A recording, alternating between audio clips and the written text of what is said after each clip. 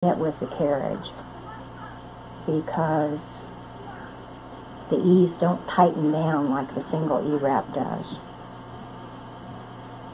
I don't know if it will or not. But the two needles are holding the yarn out so that it doesn't bind on either needle. Oh, bless you. She's growing. Sharon's got the hiccups. That was pretty gross. It was a hiccup at first at the same time. We won't tell you what she had for dinner. Undoubtedly, mine was too rich. I'm starting to worry about you. No, that's just a bifactor of fibromyalgia. Yeah, but this is 2 days. Oh, it's not unusual for it to be months at a time. Aren't they worried about your electrolytes? Oh, yeah.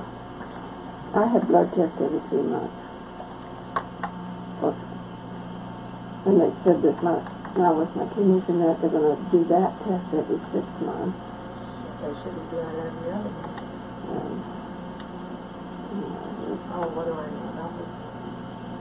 You probably know more than they do. Yeah, but it's your baby I'm already nothing if it's worse. Well, they're going to be sending me to the specialist. Yeah. And the specialist probably. I'm still going to work row 1 without the carriage because I know it turns out right. Yeah. Are you sure? Bond Hospital is one of those states. Yeah, but how about in the country? In the country. That's where they do all the hard surgery. Because I had never heard of those. Then I'm going to do this swatch. I'm going to work a cable on here and show how to do a 2x2 cable. They've got the children's hospital there. They bring children in from all over the world. When you're doing a cable, A lot of times, in certain cases, adults. the needles have a tendency to get bound because of the stress put on the needles sideways because they're getting pulled sideways. And to alleviate the stress,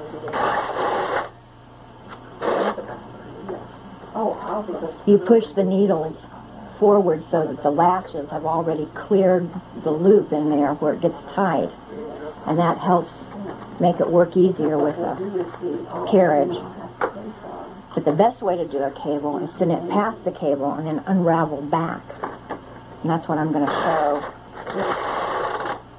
on this particular sample.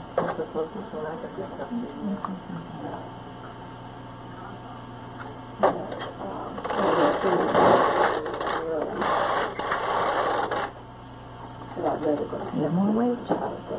Need more weight.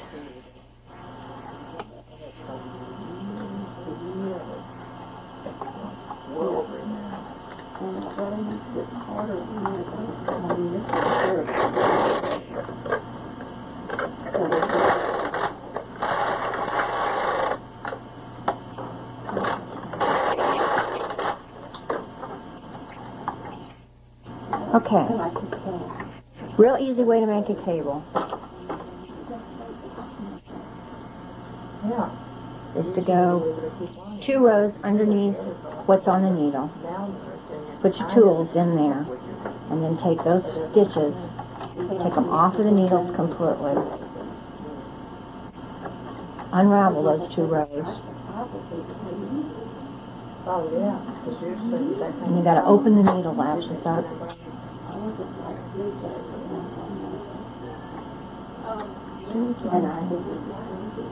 And then you just rehang your stitches, cross them. Be sure to keep the floats outside.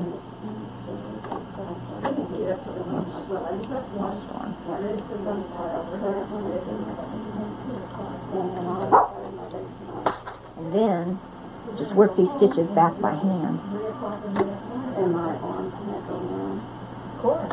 I mean, it always takes me so much more time to get used to being at home time than I do when I'm You can almost do this faster than you can explain somebody how to do it.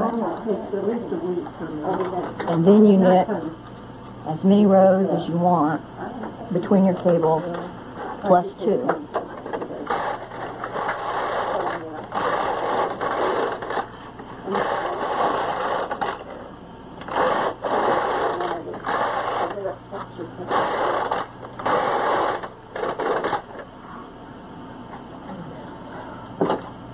And then you stick your 2 in, 2 down again.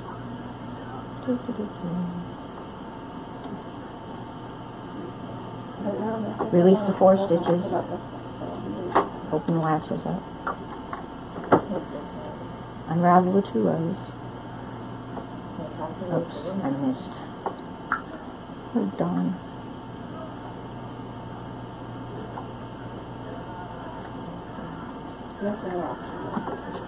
Crisscross the stitches on the needles. And then knit them back in.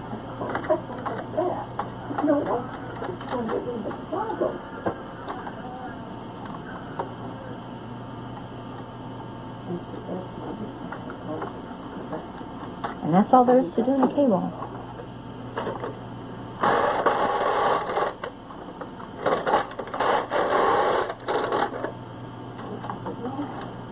You can do 2 stitches over 2 stitches, or 3 stitches over 3 stitches, or as many as you want. And if you got more stitches, you put more rows past where you want them, so there's more give. No, I'm talking to them. And they're not seeing the work, they're seeing my hands waving in the way.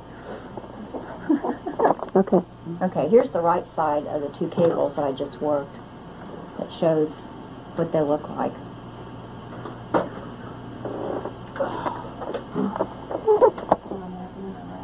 This is what the double E-wrap cast on looks like. It looks real similar to the figure 8, but it's not quite as loose as what the single E-wrap.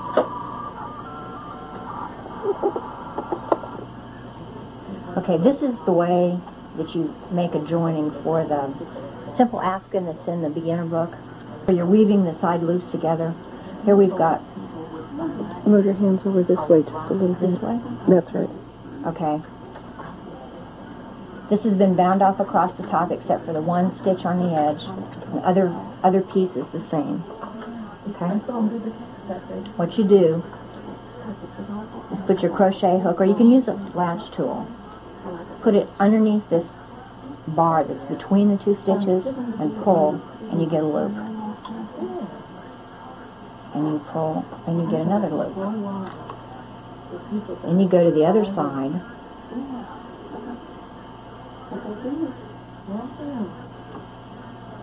Pull and you get a loop. Pull and you get a loop. I got 1 extra big loop that time. And then you take those 2 through the other ones. And we go back to the orange. Pull up a loop. And each time you're getting 2 rows worth unravels. And you take the orange ones through the green. And we go back to the green. Can you see what I'm doing from that through there? Yeah. Okay. I can't tell if my fingers are in the way or not.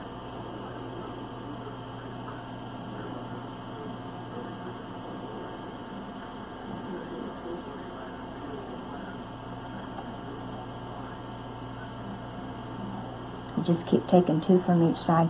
And when you do a join like this, you can unravel 1 stitch on each side, or you can unravel 2 stitches and you'll get longer loops.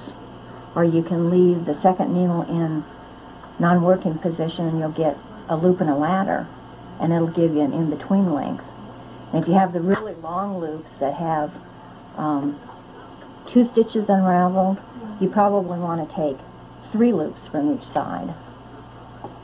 Otherwise they look really, really open. So you want to take 3 loops instead of 2 from each panel and weave them together. It's kind of a preference thing. You do them and see what you like the looks of. I kind of like them sort of close so that they're not real open and airy in between them.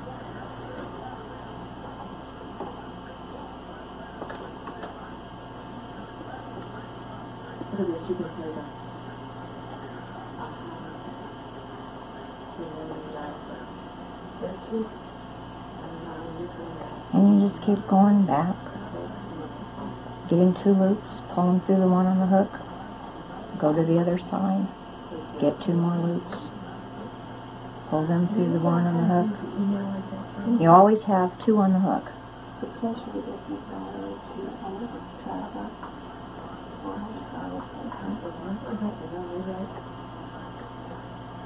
And the other side.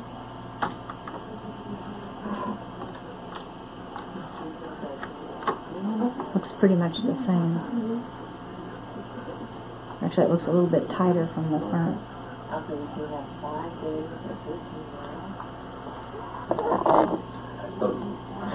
We just noticed I've been working from the back side of this. Usually when I do this join, I'm working from the front so that I've got the knit facing me. This time I just accidentally picked it up so that I was looking at the purl side.